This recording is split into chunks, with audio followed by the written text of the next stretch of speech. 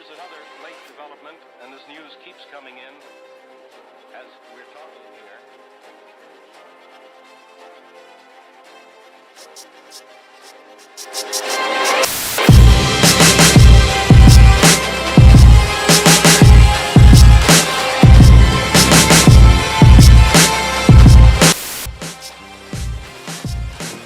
My man Heero got the iRobot going on. Is it really that bad? Because my audio is I mean, No, It's every once. it's not doing every once in a while. well, thank God, JB.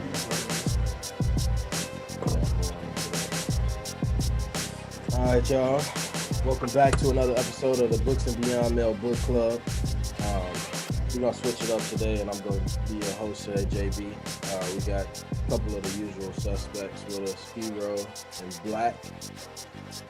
Rob is out handling business. But before we get started, fellas, Black, how was your week? I was decent, man. The snow kind of fucked me up, man. The shoveling boy. I need to get my snowblower fixed. I got a brand new snowblower missing 2 buttons on it that stops it from working. The push start button and the prime button. Them 2 most important buttons. Damn. Uh-huh. So I got to get those 2 fixed. It probably gonna be nothing. I ain't even been looking up the parts or nothing. I just been chilling. But after pushing my car through the alley for an hour, yeah, I gotta get my shit fixed. Pushing the car through the alley. Got a four-wheel drive on you? Uh-uh. Yeah. That's a must-have in Chicago. What, you got a Charger? Yeah, a dumbass car. But I'm getting a truck this year, so I just got that for just because. Shit, we ain't getting no snow like that down here. I don't know how all the snow missed Bloomington, but we got like 1 inch. So I'm cool with that. Heero, how was your week, man? Man, the week was decent. Did some pretty decent numbers on the page channel. Constantly in this forever purgatory of packing my house and unpacking my house based on just, interviews and stuff like that. But we one step closer to the edge, and we about to break. Are you move? Yeah, right? Huh? The fans want to know, Heero, are you gonna move? If 2 things need to happen. One, I need that 6-figure joint to work out, and then 2, I just need, what I really need? I need white people to stop expecting me to code switch on Black History Month. It's just not gonna happen. It's just not gonna happen. Stop asking me about like all these pretentious ass questions. I'm black. I'm blackity black, like all the goddamn time. I'm not gonna hit you with these misses and ma'ams. I have 10 years of experience under my belt. I do not have to be polite to you. But nah, it's gonna happen. It's gonna happen. Just gotta be patient. You don't want to rush into nothing. When you messing with 6-figure salaries and expectations, you got to make sure everyone on the same page, because that's how you end up really in trouble, honestly. And I got to shovel myself out today. Yeah, man. I tell my homies all the time, like when you start interviewing for those big gigs, like you interviewing them too. Sure, you ain't gotta just accept it because they giving it to you. Oh God, 6 figures, somebody else will too. that's what I be telling motherfuckers. Wow, when I do interviews, bro, they love interviews always got me the job, regardless if I knew what I was doing. But interviews got me the job because I'm cool as fuck. Yeah, it's really when you get to a certain point in your career, everybody know you can do the job. They just want to make sure you can vibe with their crew. That's it. So like when I'm talking to these cats, I'm like, man, tell me where the best sushi places are. That's where we can have our conversations. Like none of this faux pas. What would you do if an angry customer? I'll never see an angry customer. All my customers are asleep on the table or dead. So it's like, what's the conversation for here? Let's go. Let's talk about some shit that's important. Right. Tell me about a time when. Exactly. Nah, they like what got me my job, bro. They had, because it was all the supervisors and the bosses for the area was like, so what if the older guys don't want to be told something? You tell them something, and you feel like you have something you step on somebody's toes. I'm like, yeah, we all probably wearing steel toe boots anyway, so they should be. That's an answer. That's an answer right there. That's an answer right there, Black. We all supposed to wear Right them after still. that, the main boss was like, all right, you got the job. You just got to pass a piss test. I'm like, well, when I start, because I don't do nothing. That's a good That's one. all right, so we'll get into it. We got Super Bowl today. Obviously, Hero's not being bashful about who he got selected for today's Yeah, I got my homes too, bro, because I'm fucking with the black people. my homeboy. My homeboy is Black History Month. I wouldn't be upset. They got a nice black staff. Eric Bieniemy on the sidelines. We got two black coordinators in this one. Actually, Todd Bowles is the defensive coordinator for the Bucks. But I ain't bet against Tom in 20 years, so I ain't gonna start today. You nigga 22, but he all right. I'm gonna leave it at that. Hey, saying 20 years, it just sounds better. So I'm gonna just keep saying that. But we got into part 3 of this long ass book,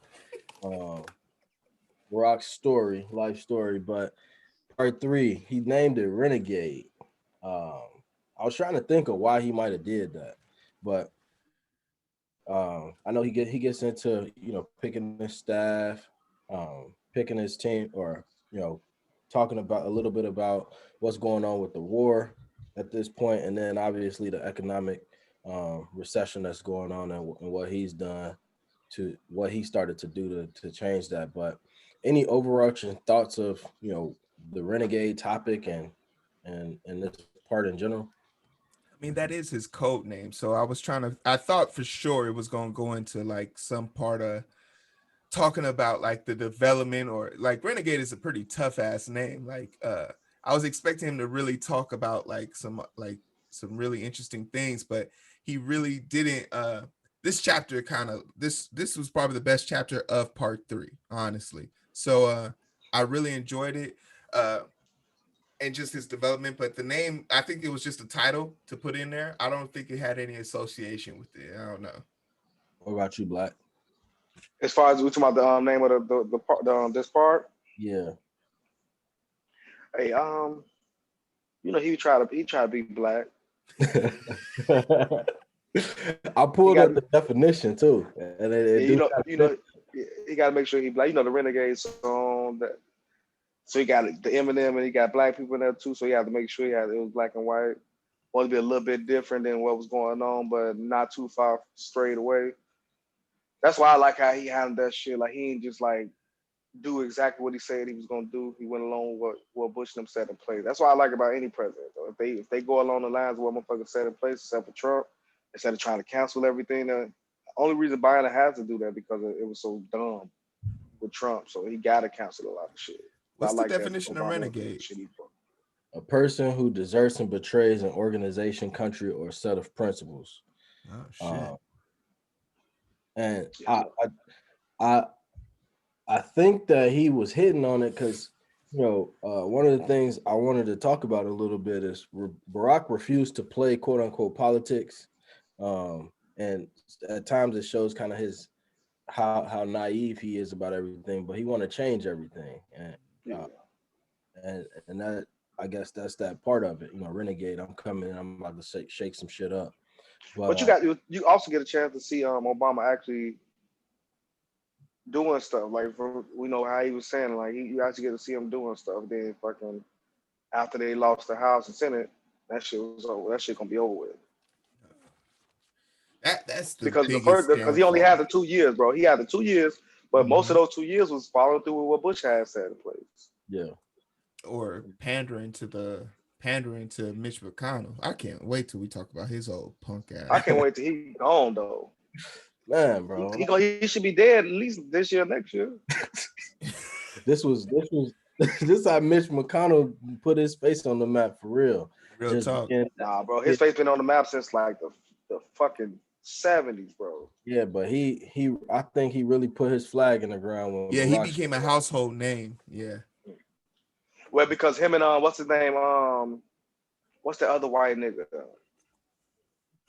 Always trying to stop Obama. The Wigger. No, not a Wigger. He's not a Wigger, bro. He white dude. He's the younger looking dude. Oh, the old House Speaker. Yeah. Paul Ryan, right? Ryan, yeah, Paul Ryan. Yeah. But was out here wilding. in chapter 10, we start out and Barack start choosing his cabinet. We got Hillary, we got Rahm Emanuel. What about chapter 9? What chapter 9? All that. Oh, chapter 9 was last. You was behind, remember? Oh no, yeah, nah, I didn't really read 9. I went straight 10 and 13. I'm gonna go back to 9. But he started choosing his cabinet. What do we think about his cabinet, Heero? I'm a big fan of trying to reach across the aisle to make sure that he's going to use bipartisan as a way. But I really feel like, and he didn't really bring mention of this in the story, but the people who were coming from the right aisle didn't really have much to contribute. Like whenever there was a issue and there was a resolve, it always came from his people on his side. I don't know if this is like a theme that he's not trying to say that this is what happened, but like it's through undertones.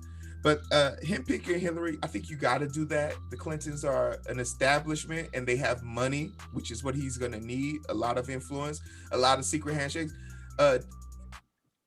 I love the way that he uses Joe Biden as sort of a compass.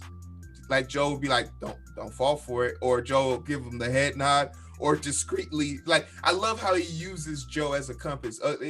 Obama wasn't afraid to use his assets. Like a good manager, he delegates really well, and I love to see that. Yeah, I don't know if it was just kind of like my prior preconceived notions of Joe, but or if Barack was doing it on purpose because he knew Joe was trying to take office at some point. But it definitely changed my perspective on what I think about Joe Biden. Kind of reading through this a little bit. But Black, what you think about his cabinet? Joe Biden? Well, Obama cabinet? I think he was kind of like when he picked his cabinet, he made sure he put everything in perspective. But he's picking motherfuckers who knew what they was doing, and then just not because he liked them or not too though. I don't think he picked him because he liked them. You know what I mean? Like I know he fucking didn't fuck with Hillary like that. She ain't fuck him like that, but he felt like she knew some shit. And then when it came to Biden, I like Biden. Then I liked Biden because he was cool with guns and shit. Like now, I don't know. Pete, Reggie, and the dude, I think his name was it Paul? One, like all three of them came from was part of his team, and they established certain positions. And then he got a bunch of people from Clinton shit. Yeah, I just did not really fuck with the people that he brought over from the Bush's administration. Yeah, the Secretary of State you need because you're in the middle of a war.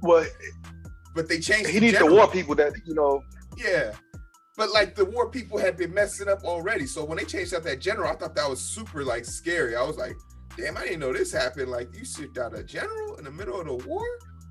Eesh. Yeah. But again, that's that renegade. Like I'm not gonna do things the normal way because that shit's not working. Yeah. It's not working the way it's supposed to have been working. So, Also, he gave me some insight to Rahm Emanuel, why Rahm didn't get shit done in Chicago, because he cared too much about the actual details of a deal than actually getting a deal done. Yeah. I personally just appreciate how he gives insight to all of these different people that he's working with. But also, I think Obama, different than any other administration, I think he gives his cabinet freedom to speak to him freely.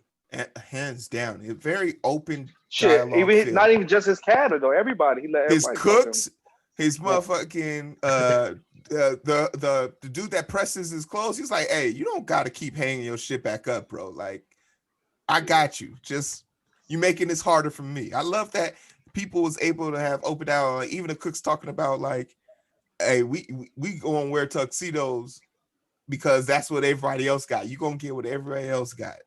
And him and Michelle like, nah, we don't care about what everybody else got. Y'all need to understand the bigger picture. They had y'all in tuxedos because they was trying to make y'all look a certain way. We want y'all to be people. Yeah, they didn't want to see y'all. They wanted y'all service, not you. Right. And they did a good job of doing that. I know.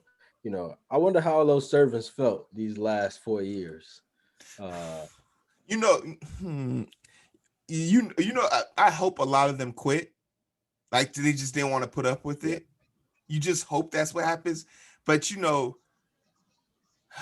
the service industry is a truly an industry for strong-willed people, because you're not gonna talk to me just any type of way, and you're not gonna treat me any type of way. So Yeah, but throughout this whole time, Barack showed his attention to detail and his attention to understanding like the people. He was like, we get a budget to redecorate the Oval Office, but is that the best use of our money right now while we're in a recession?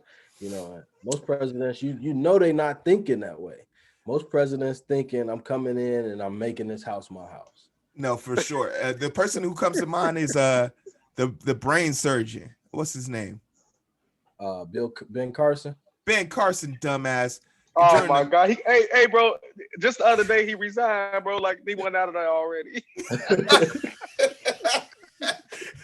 I just don't. Like, I can't. You been out of there for 2 He was talking about, I don't believe I can actually work for this administration. Their goals are a little bit underwhelming. Underwhelming, bro. They put the smartest healthcare provider in the building in urban development. You are the most useless individual I've ever seen in my life.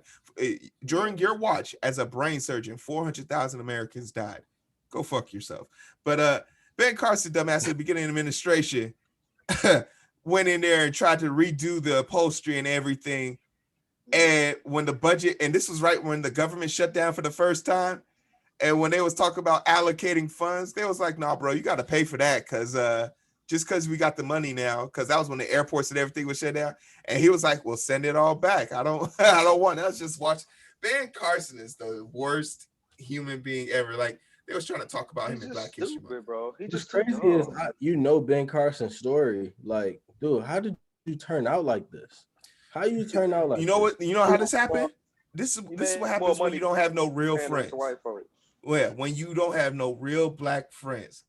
Like, I always get nervous for Black people when I see them in like pictures of just none but white people. Like, I don't feel like they're in danger, but I just feel like, do you know what's going on? Like, do you need help? Like, if you have at least one picture with one other Black person, I'm cool. But when I just see a Black person in a sea of white people, it just makes me nervous. I don't know. Maybe Get Out fucked me up. Nah, man, it definitely makes sense. Like, even I remember when I went to my school, my university, I mean, it's 98% white. Like, you gotta really be trying to keep hold to your roots. Like, what the hell is happening here?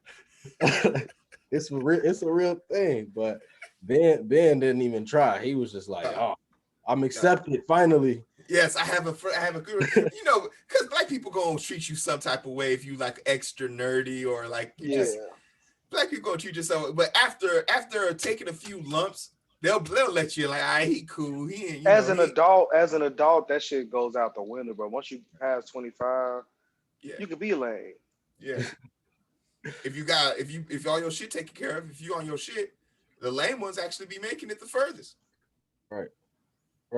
Yeah, Ben Carson would have lined his pockets one way or the other. You didn't have to disassociate yourself with your Blackness, but he made his choice. But anyway, let's keep pushing forward here. So next, and we get into we get into the inauguration, and at this time, you got the imminent threats of a terrorist attack, which I'm reading this part and I'm thinking to myself, like, how did you smile? How could you smile? Right. How can you just go up there operate under this type of pressure, So, I mean, what was some of y'all thoughts while y'all was reading through this part and even just kind of thinking back to that time?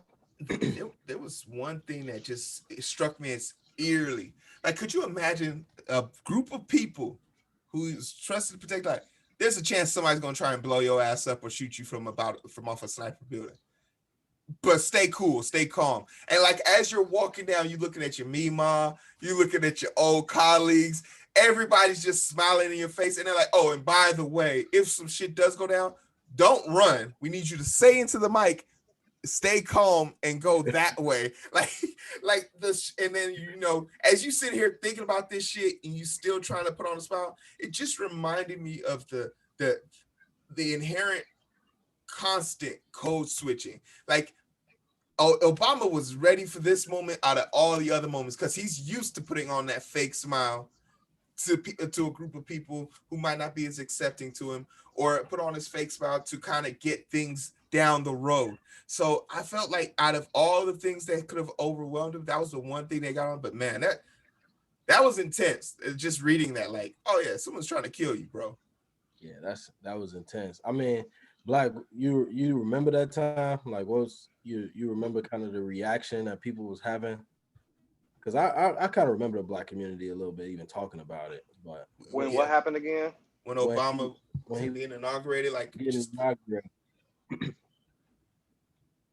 When he was doing what? When he was getting inaugurated, like the threat. Oh man, that was turned up though. Like, not the threat wise, but I remember people was so geek, bro. Like, everybody was trying to get there, calling everybody they know. Motherfucker really trying to get in that motherfucker. I do remember. Like, cause I remember that because I voted for him because of, you know, I like, nigga, voting was November 4th. I turned 18 November 1st. So I was like, all right, I get to vote. I had my shit together already. Then it was a good thing I voted in Cal City. I ain't vote the second time because I didn't appreciate how motherfuckers treated Obama. So I'm like, I don't think he should be in office again to go through that type of shit. Motherfuckers disrespecting him. But yeah, I was geek, bro. I would have damn near went.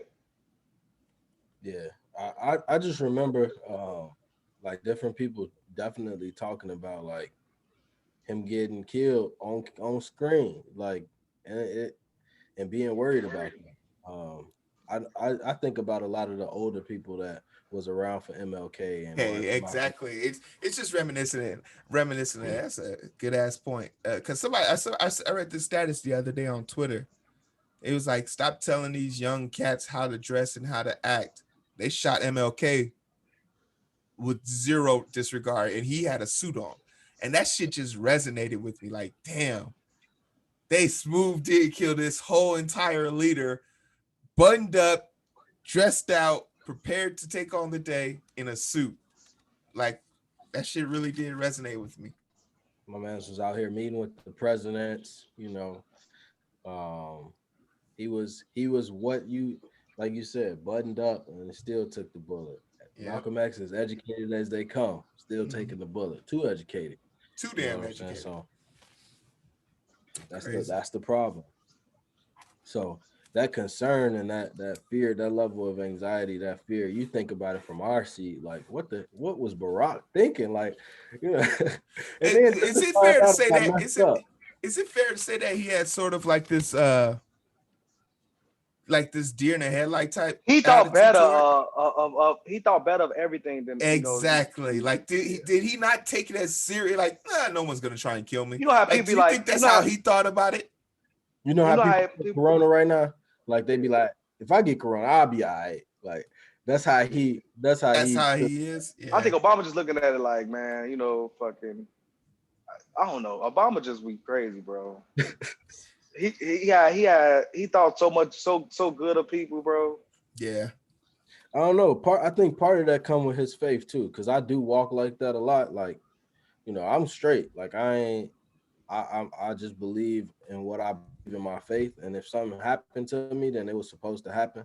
But it probably ain't gonna happen because like Barack really feel like he was supposed to change this world, and he was touched by the hand of God. So I think if we was to ask him that, he would respond in that fashion. But shit, if we had known what we know now, just write his ass a letter, he probably would have responded. Right? I'm thinking the whole time I'm reading the book, like, man, I'm finna write this man a letter. What's his email? Yeah. I definitely pinned it down. I found the address in all the PO boxes if you want to write it, or email. So I'm definitely about to write him a letter. Like, bro, I'm reading your book. Go ahead and text that to me. I'm gonna give me a Barack seal. You know what I'm saying? Yeah. I gotta get one for the bulletin uphill. You know, he writing everybody back. And I ain't got nothing. I don't want to say now. I just want to say what's up. I just want to say what's up, man. I appreciate you. I appreciate you, man. I want to see if you was gonna tell me. Yeah, I bought this long ass book and it said you was writing motherfuckers back. So I said, what's up? I wonder how many letters he got because he said he'd be writing people back like that. You got to put on the. You got to put. I'm black. He'll answer it. You got to put on there. I'm black. You got to answer this shit. Right. I'm a black guy. Right here. But to find out then, after all of that, he go up here for the inauguration, and then they messed it up, and he got to do it behind closed doors the right way. I thought that was so interesting. When it was happening, did anyone see what the mess up was? I have no idea. Black, is there like some type of tradition that like he messed up or something like that? What? It was as a far part as of saluting? The inauguration. During the inauguration, his speech. It was when when I looked it up, it was when somebody messed up. The person who was saying it to him, like repeat after me, he skipped a whole line and just started. So like Obama just was repeating after him, and that's why they had to go redo it. But I thought that was so interesting that happened and no one knew about it up until that. I thought that was hilarious. I wonder how many other things went wrong that we just don't know about. It's so interesting to hear. This is the shit that I love to see. But that's just an example. Everybody was feeling that pressure, you know. Mm-hmm. Like, how many inaugurations? How many times you think he practiced that? Exactly. Everybody was feeling that pressure of, man, this could be it, you know. And I do solemnly swear, and pow, you just hear that echo ring, and it's like, oh shit. But then we get into, you know, he finally into office, right? He started to come in, and we quickly learn that they literally refused to work with him from the other side. And specifically, we got Mitch McConnell and friends. We learned about the term filibuster and what that really is. Yeah. Why so many things didn't happen. So as we going through this part, Black man, what you thinking as you reading this? What part? Filibuster. The filibuster. Oh, see, no, we were just talking about who was just talking about that? Roland Martin them? Yeah.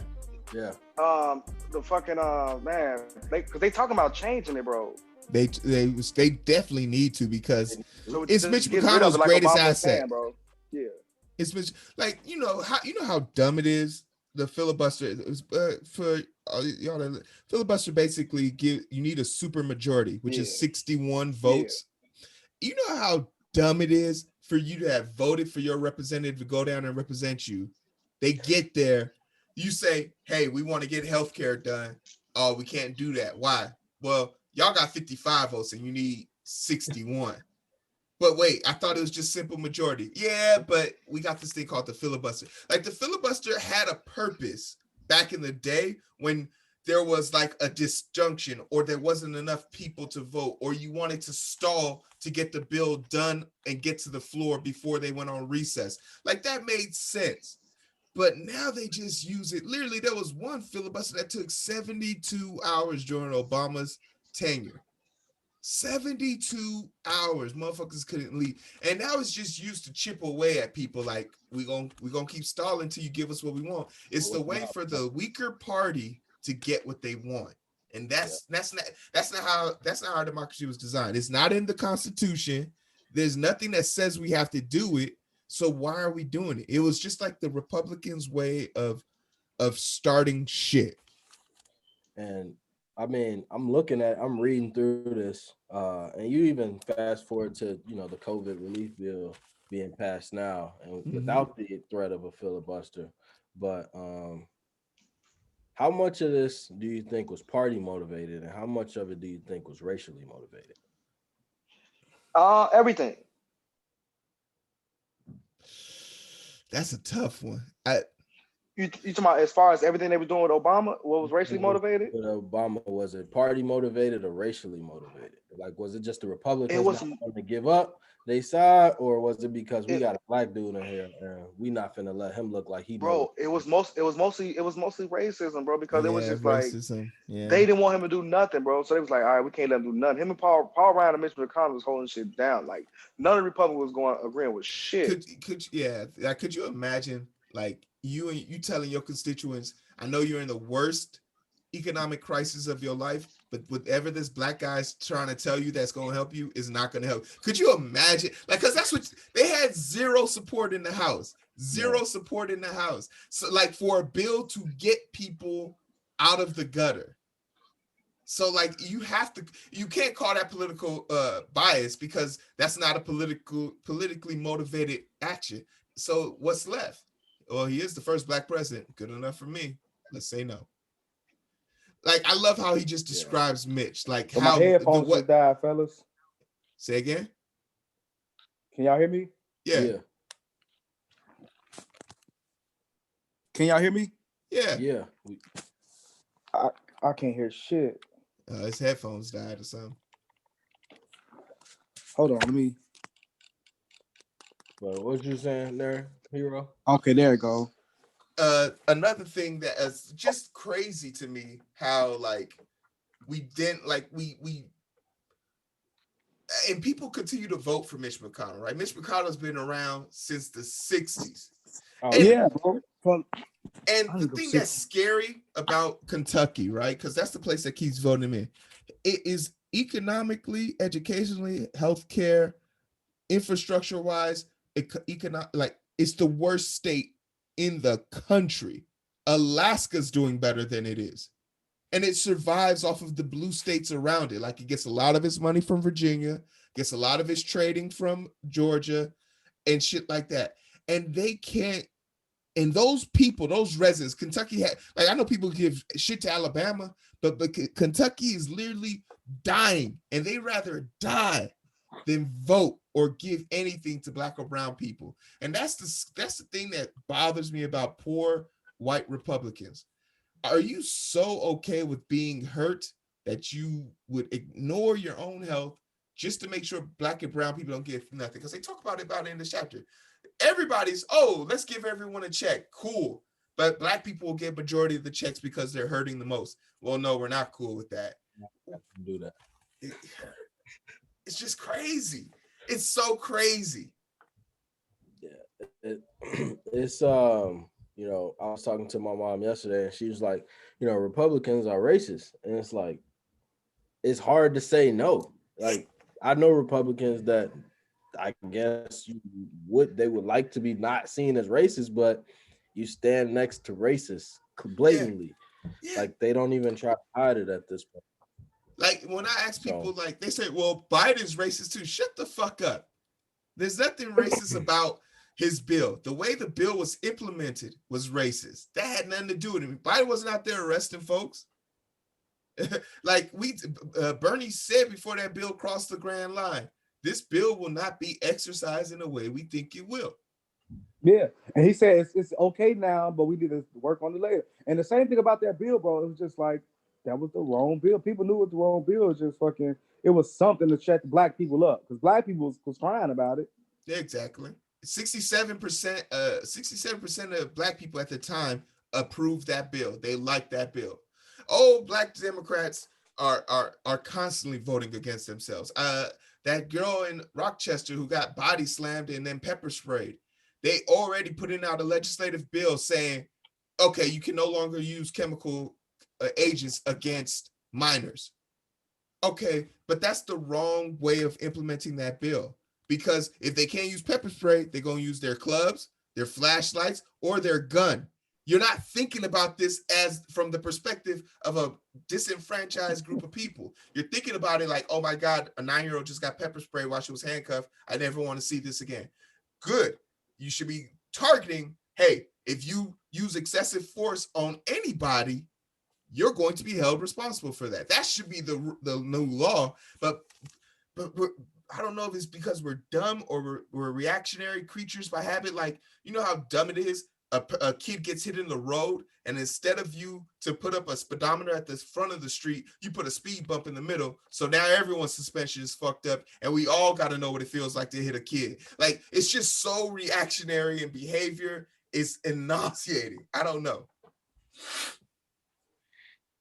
I mean, you kind of you hit it right there. Like, Obama was focused on doing a good job. Like, overall, he was focused on doing a good job.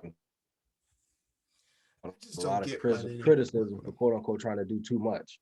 And it really just showed how resistant to change this country really is. Exactly. They really wanted his change line to be a slogan versus actually being something that he was trying to implement. So, I mean, we've seen it all over, but how important is to have that bipartisanship to even vote change?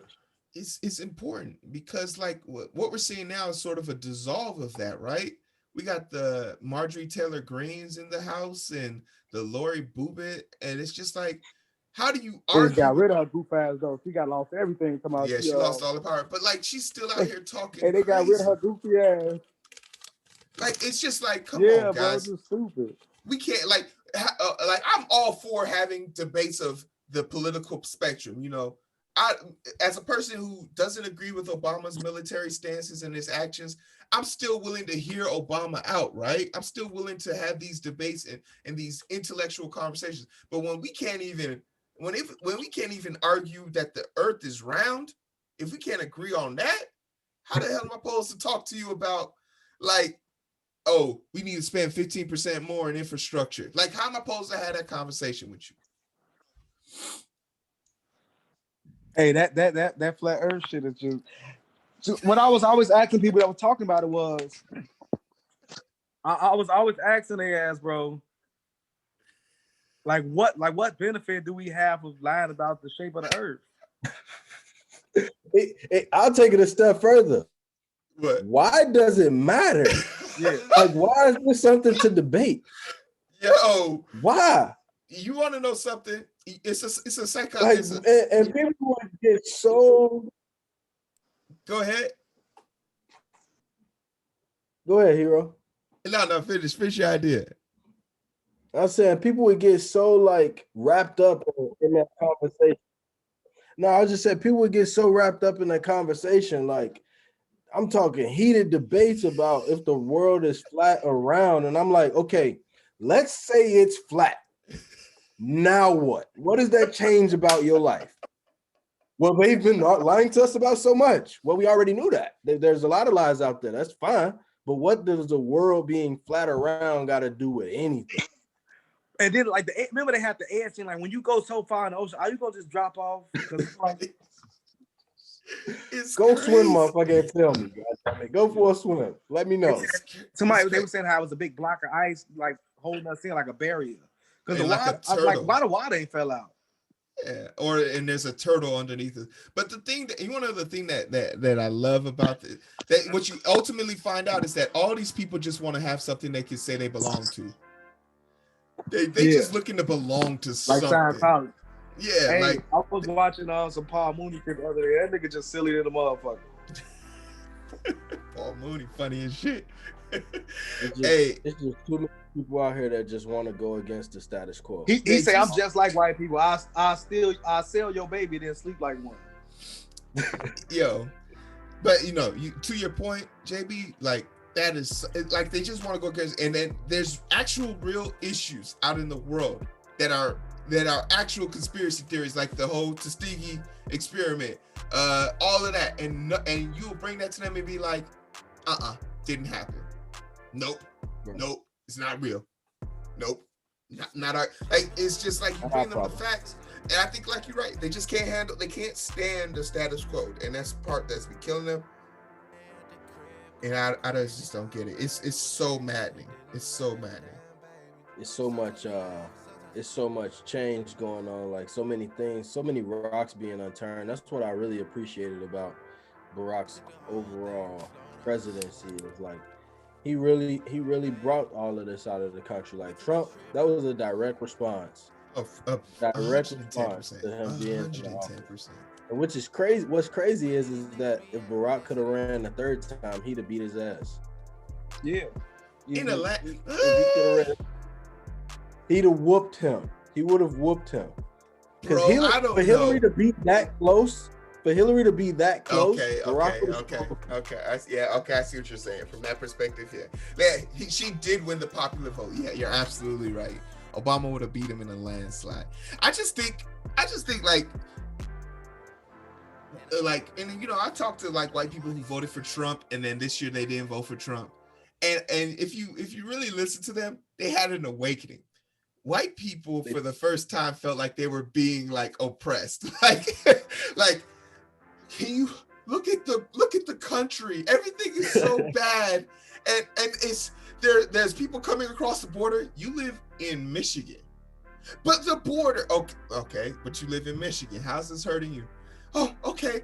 The terrorist, white domestic terrorism is the #1 threat in America. But what about Al Qaeda? Okay, lady. Anything else?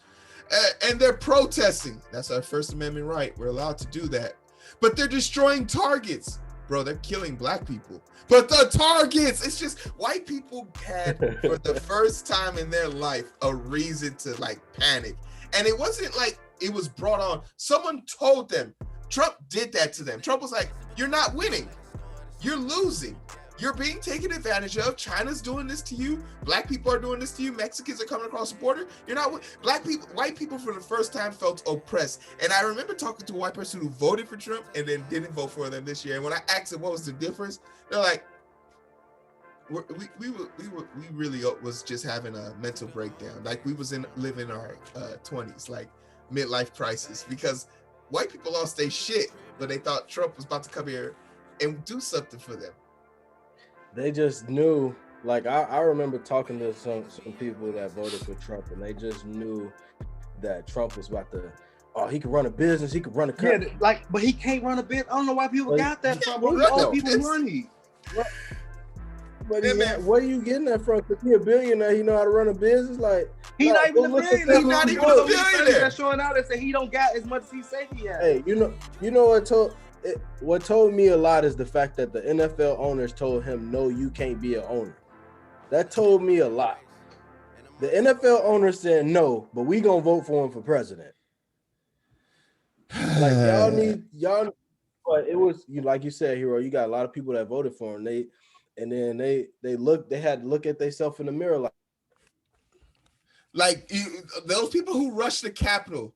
Some of them are waking up, like the shaman dude. I know y'all saw that, like Chewbacca looking motherfucker who rushed the Capitol.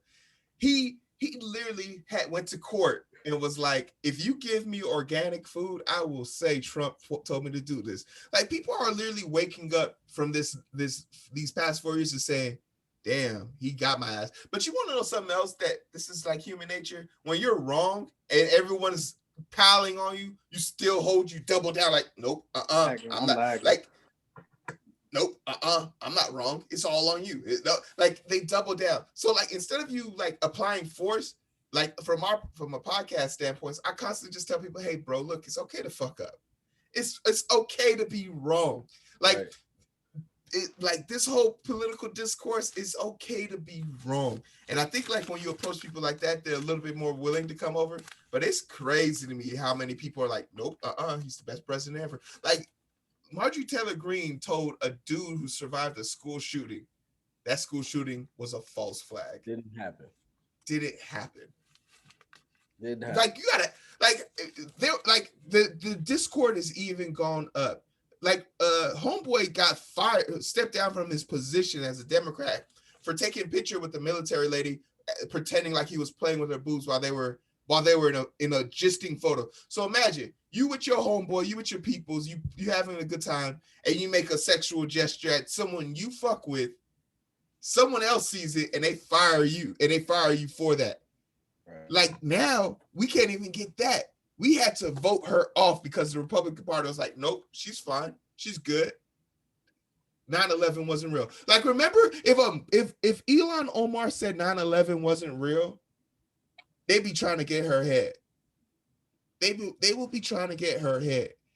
So Trump said it a long time ago. If I ever ran for president, I'll run Republican because they're stupid.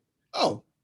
Like, you can tell them anything as long as you leave they three main: abortion, guns, and tax cuts.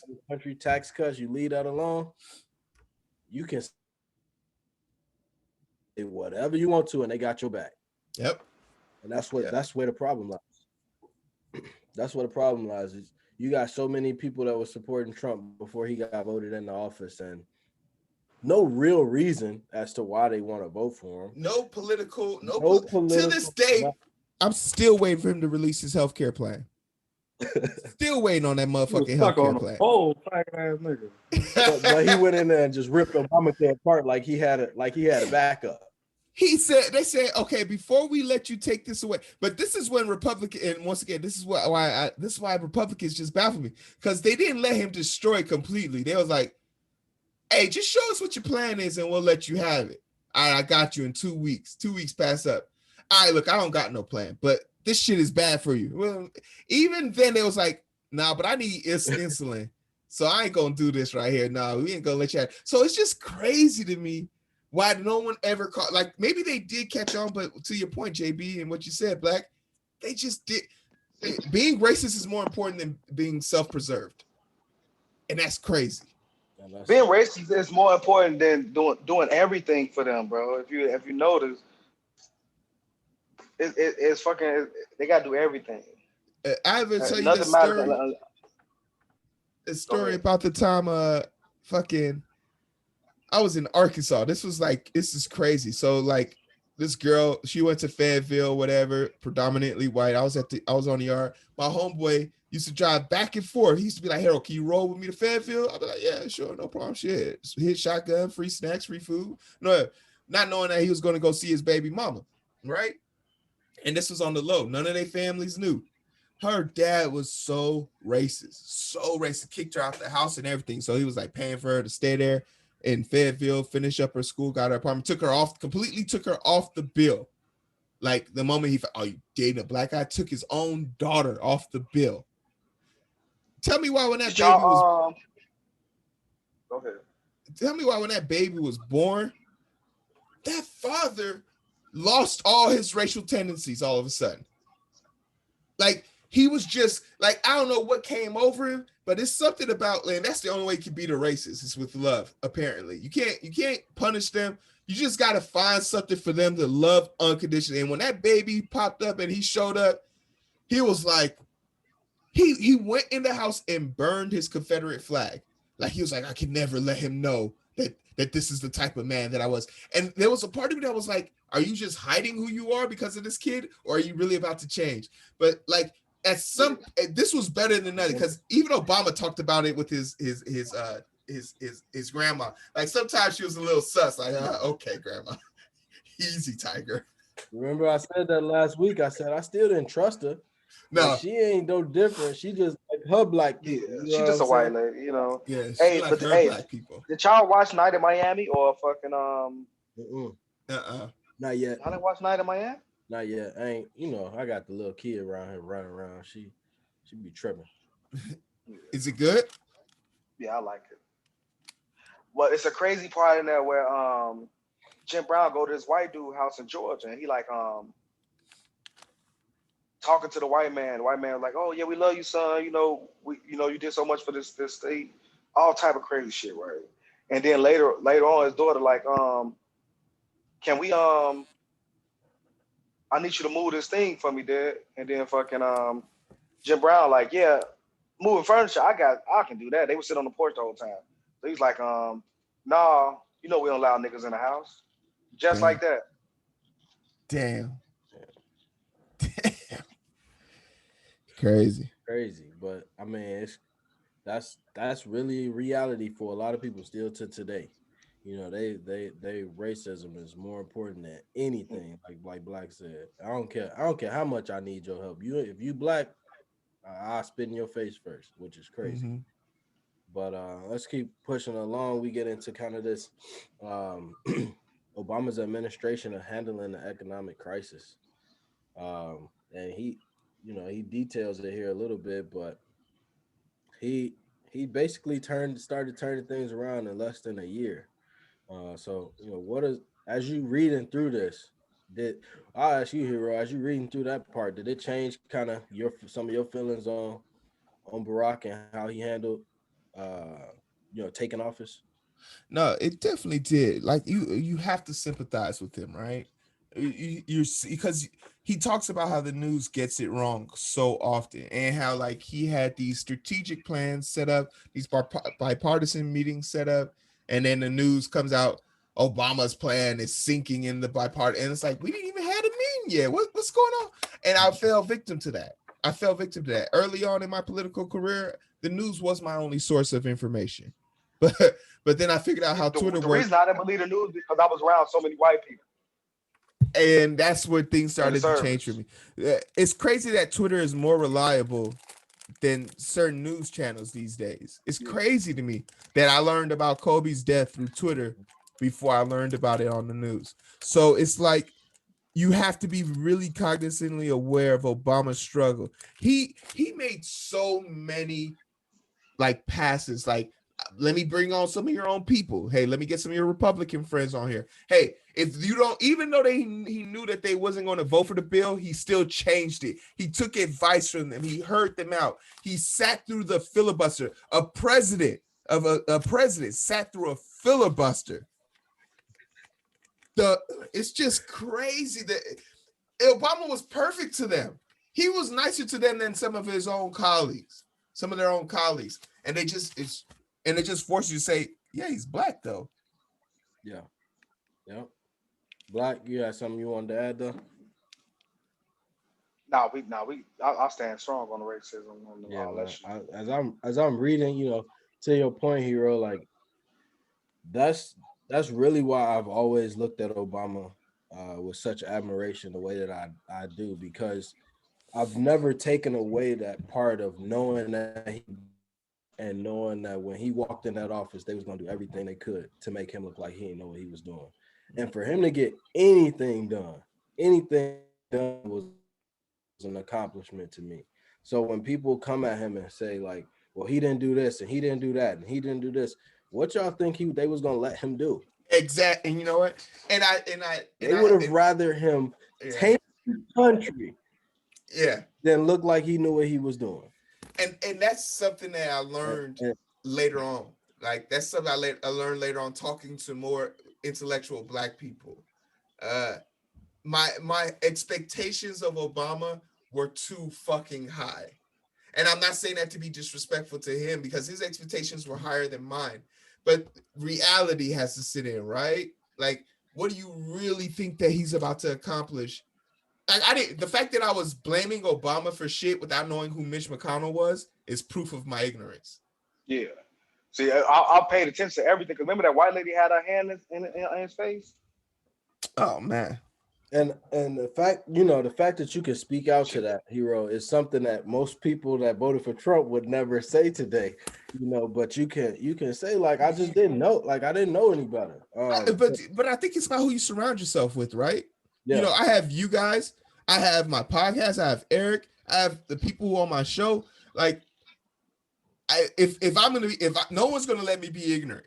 Like if y'all saw my status one day, I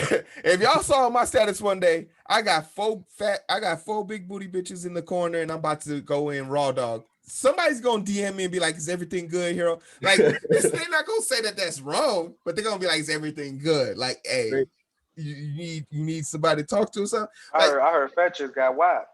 Hey, I'm not doubting it. I believe it.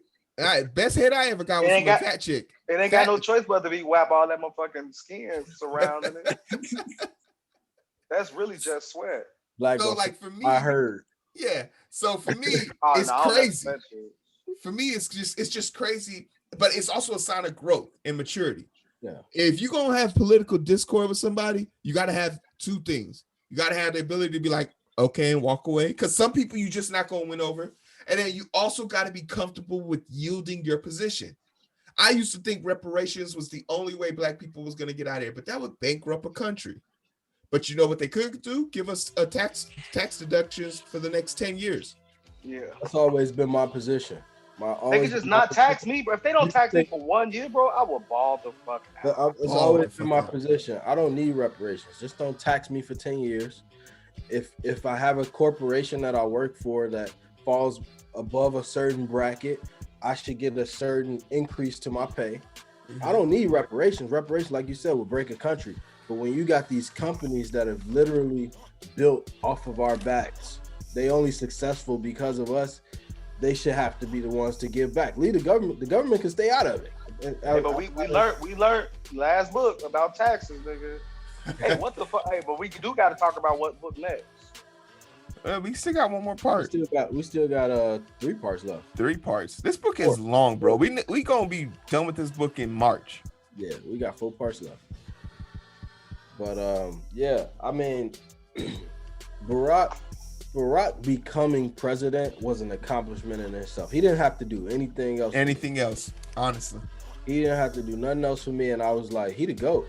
Like, that's it. Because anybody else having to run under that type of scrutiny, I just like the intent, bro. I like his intent. I don't care about like what he was able to do because I know what they wouldn't let him do. But it was just more so the intent for me. Like the nigga intended on doing everything for everybody, not just us. But he was looking out for the people in the prison. Yeah, bro, he was just trying to do everything, bro. They was just hating on everything.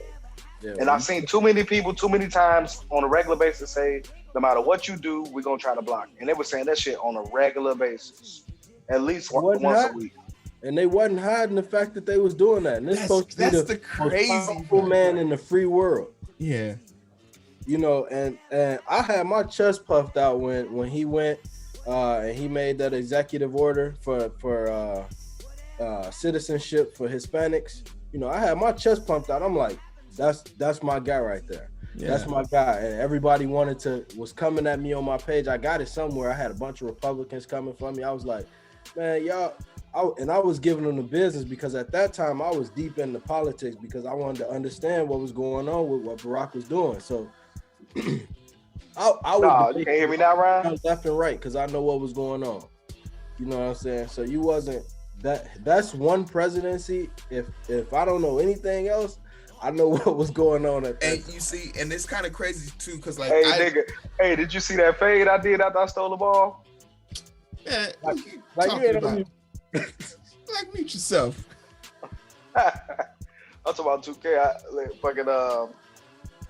Man, I'm on here killing right now, bro. Even doing the talk, bro. I'm in tune, bro. Black ass. But the thing that's crazy, to your point, JB, that I just love is because my political interest didn't peak in Obama's era. It peaked after he left office, and I saw that turn of the country. Yeah. Like something changed. Like, and that's when I was like, okay, what did Obama? Because everybody was so angry. I was like, but what did Obama do? So that's when I went back and did that 3-part series about the good, the bad, and the truth with Obama. And what I come to find out is like, my guy was the most decent president we've ever had. No scandal. His family was cool. His scandal was his appearance and the way sweatpants and a tan suit. What you got? Tan suit? No, he didn't have a pen on. His saluting was wrong. A couple times he didn't salute. Those was his fucking scandals. And like, and I'll say this, and I'll always say this: Obama was our best president, hands down. There's like people make the argument, what about JFK and RD? Okay, relax, because those are two old white people. JFK might have had a good intent, but he got his ass smoked. Yeah, he was president for like what, a week?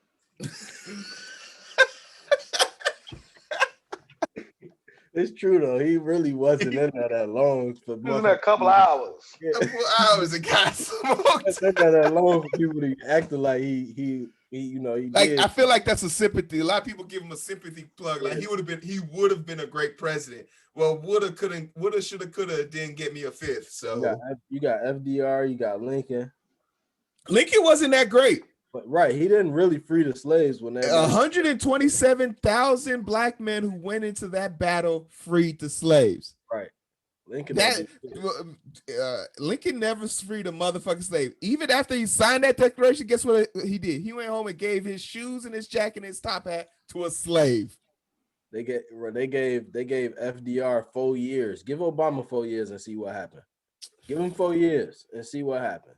And that's why when Obama was leaving and like while you was getting engaged with politics, as I seen Trump coming in, I was out. I was like, it don't even matter. It don't matter no more. Because there was something about the temperament that I couldn't explain. Yeah. Like, bro, I went into a shop like the day after Trump won. And this normal shopkeeper handed her my money, about to walk out. She was like, "Did you see what happened on the news today?" I was like, "No, what?" I was like, "Oh, Trump winning?" She was like, "Yeah, things are about to get so much better." But then I was stopped and thought to myself, I was like, Not for you. I was like, okay, sure. I didn't understand it, but now I get it. Some of his staunchest supporters get literally no support from the president. Like the president's seat has no effect on your life. None. You are one of the staunchest supporters of this guy. And that was when I was like, it don't even matter. Like it doesn't matter because they not Okay, it doesn't matter. like nobody really wants anything to change. And until you get everybody on the page, and that's why I was one of the people, I was like, shit, let Trump stay again. I don't care. You got more people awakening. You got more people opening their eyes to the truth. And then he got states flipped. Yeah, he got everybody flipped. They don't know what's going on. They don't know which way is left and right. So I was like, but people was asking me about him getting in. I don't care one way or the other because he didn't already showed the problem. Let him keep exposing it. I love to know. I love moderations loud. I love them loud. I want to see you. I want to know you. I want you to tell me exactly how you feel because I'm gonna tell you exactly how I feel. I know how to move and operate around you, but like I said, Obama flipped the economy in a year. Yeah. We said last episode, I said, nobody else was better prepared for that than a black man. We've been making chicken salad out of chicken. And he did his studies like a motherfucker when it came to FDR and them. That's what you're talking about. Yeah. Like he wasn't just making dumbass decisions. He had other ways of doing it. So, and that's how that part of that, which is crazy, like this part of his term kind of coincided with when I actually started becoming I started looking into the history of politics a little bit too. And I remember telling my parents all the time, like, just be cool. History repeat itself. It's not going to get that bad. It's going to recorrect itself, but you just have to have somebody in there willing to get it done. And Barack being a historian himself, he caught it. Like he just caught on to it. He didn't let it get worse. He caught it. And he continued to fix it. So perfect person to turn that around. But we close out this part of the Renegade, I guess, part with the war. And Barack had ran on getting troops out. I got 16 months. Yep. Them out. He like, okay, I'm gonna have these 3 months because they asked for it. And I like that too though. Like that he was adjusting to what motherfuckers asked. He wasn't selfish, bro, when it came to his decisions about that shit. Yeah. And that's what makes a great leader. A great leader knows how to listen. And he showed that very early on to Joe Biden, when Joe said, I'm not accepting being the vice president unless I'm the last person in the room when you make a decision. And you could tell Joe continued to have his back because Obama held true to that promise. And especially in this part when Joe Joe's like, hey, I noticed that they're trying to take advantage of me. Yeah, like Rom, like, hell, motherfucker, no, I don't want to do that. Right. But Obama, he did touch on, he was like, when I first get in, I deployed more troops than instead opposed to taking any troops out. But did we have any, how do we feel about our feelings about how he handled the war at this part? Yeah. I like how he handled it. And then I like the cuts that they had while we were out there. We was wilding the fuck out, bro. We were eating steak and motherfucking all type of lobster, bro. They were ordering TVs for people, bro. Bush had motherfuckers in the military wilding out with all that money they wasted. There was a part of me that liked to see this aspect of it. My biggest gripe of Obama is the handling of the war, just because it didn't finish. Like, he said he wanted us to end it. He wanted to get the troops out of there. It didn't happen. So like that was my biggest gripe, because I don't think in the 20th century disagreements should be handled through violence. There's too many avenues of diplomacy for us to still be out here fighting with each other. Like, it's just crazy. But on top of that, you out here hitting people that look like me. It's my government killing people who look like me, black and brown people. Like, I get that the Taliban is there, but admittedly, in his own review of it, it's like they were massive numbers but poorly trained. So you mean to tell me we couldn't like get this resolved? Like, it sort of speaks to like the Cold War or Vietnam. Those are wars we never won, but we just stopped. Why can't we just stop here? Like, so it reminds me more so of World War II, because you think back to the Japanese, like they'll kill themselves, like, you know, kamikaze attacks, right? That's what we was dealing with over there. You fighting people that don't have nothing to lose, literally nothing to lose, and they didn't start the war, but they gonna finish it.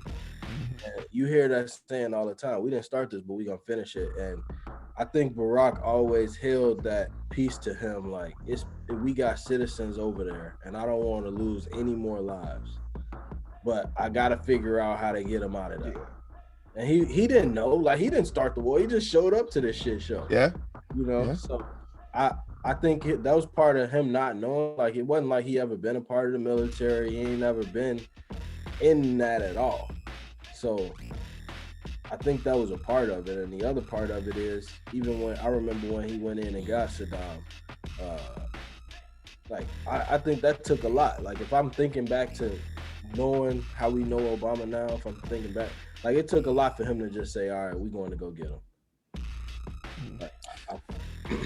But Black, I know you was over there. Yeah. I was over there in 11 in Afghan. What do you remember from, like... You remember from, like, when Obama took over and some of the things that... But that's what I was saying, though. Like, I like that the change that he made, like, on the reductions of what allowing people to just buy crazy shit while we were over there. It was a decent time, man. Like, war don't change it because of who the president is. Really, it just fucking the amount of money they allow you to fuck around with. When Bush was in office, bro, the military can do whatever they fucking want. If they asked him for anything, he was gonna do it because he a vet. And Obama not being a vet, he was like, all right, we gotta be cost efficient. You know, the Marine Corps don't need all this shit. We already get them used as everything, and they make the best use of it. So we can, you know, but they cut back in numbers while he was in office and everything. It wasn't like we wasn't already in debt. You know, we stay in debt. Wasn't like we already wasn't in a whole recession while they still asking for shit in a whole war. You know, what do you say, $1 trillion spent? I don't even know where that money come from. It's phantom. I always say that shit. God damn, like, you hear them talking about TARP and all of this money. Yeah. Like, where the hell is this? This reminds me of when my mom used to say, we ain't got no money, and then she'd go spend some money on some shit. No, like, it's absolutely. Everybody know how you go. Money is a figment of our imagination. Yeah. So we are that's the illusion that people don't understand. I haven't held cash in my hands now for probably 7 months. I just don't know if you gave me $1, I wouldn't know what it feels like or nothing. Because when I get money, I get paid to go to work, my check shows up, and then all of a sudden my money's in my account, and then when someone says they need money, I swipe a card in front of something and it's gone. So, like, it's just a figment of my imagination. So imagine telling a government, oh, here's the cheat code for infinite ammo. Then what's a debt? What's a debt? Yeah. And it's crazy. He touched on it a little bit too, because when they was trying to get TARP passed, and he's like, you know, we can go up to 800 billion, but $1 trillion gonna make the people feel a certain way. And it's like, that's directly talking to people that have no idea the concept of money. You have no idea that the concept of money, who cares? Like, why do you care? You know, why do you care? Because you bleeding dry anyway. But that also goes to my other point when I tell people, like, I don't see the implementation of cryptocurrency ever. Like, I'll jump in on Bitcoin. Well, it's gonna change. Look, cryptocurrency gonna change when the World Bank finish backing it. Speaking of coins, Y'all Doge got the coin Dogo is shit? Doge is at 75 right now, just so y'all know. 75 cents? No, point 0.075. 75. We're not going to ever allow that to happen. This country is too far in debt to let that happen, because what's supposed to happen with crypto was what was supposed to happen with the euro, and we said no, we don't want the euro. We got our own dollar. We don't need y'all's, because But no, our remember gold they is killed Gaddafi because he was about to change money altogether. Mm-hmm. our gold isn't traced to anything. So Obama even touched on it a little bit in this book where he with the money, where he said, you know, the other countries, they know they need us from a consumer standpoint, which is why they always just continue to support us. But because we gonna spend money, but our money ain't, we ain't got no gold to back our debt. That's been That's why they changed the money up. What was that? Like, what, 30 years ago, 30, 40 years ago? they gonna keep trying, but like I said, I don't see the implementation of crypto ever actually happening.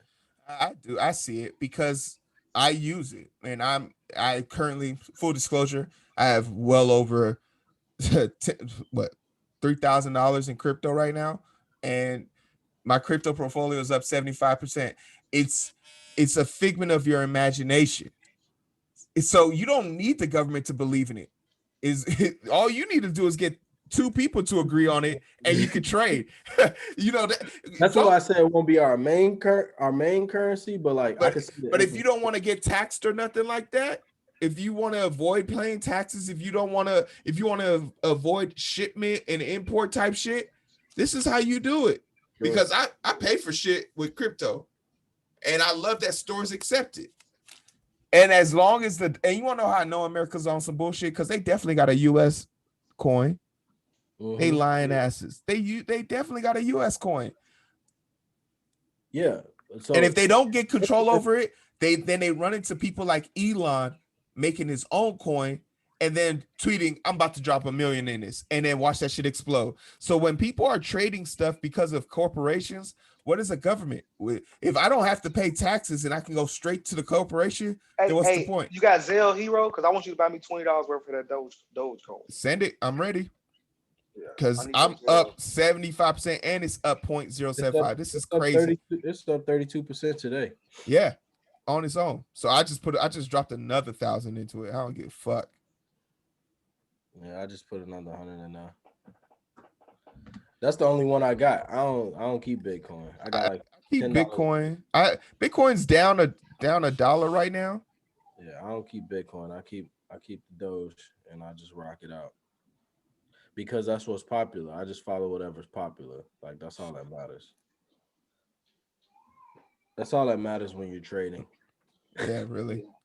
It's really all that matters. You just What about the jeans brand? I ain't even checked on that shit in days. We down today. We down today. Jamie says we like he owned the company. I do. I own a percentage. That's what my stock is. I got 100 shares of that. I got a bunch of long-term dividend stocks that pay out great. 25% dividend yield stock from MBR. I love that. NRZ is a good one. CPRX, ET, and Fro have been really helping me out this week. Man, just plug. JB, you need to sign up for your Webull account before you run. You gonna miss out on. Oh that, send me that link again so I can get that. Do that shit for you too. That you about to miss out on that 10 days, 10 free stocks, man. It's over at the end of the week. I didn't even realize that, but I'm definitely finna sign up. Let me send it to you real quick, Black. Yeah, I'm finna go ahead and knock that out. But we wrapping up part 3. Any final thoughts around? I just want to send a shout out to the way he talked. If I marry a woman and I can't talk about my wife the way he talk about his wife, I want a divorce, because he loves this woman. He truly does love this woman. Yeah. Obama really, like, he love Michelle ass, and it's heartwarming, bro. Yeah, she be holding it down. She be holding it down, and he definitely make her feel like she is beautiful as she is. So, Black, anything else before we wrap up? Hey, he got to do that. All the shit he didn't put up through, and motherfucking yeah, I fuck with them, bro. I fuck with them as a couple. Thanks.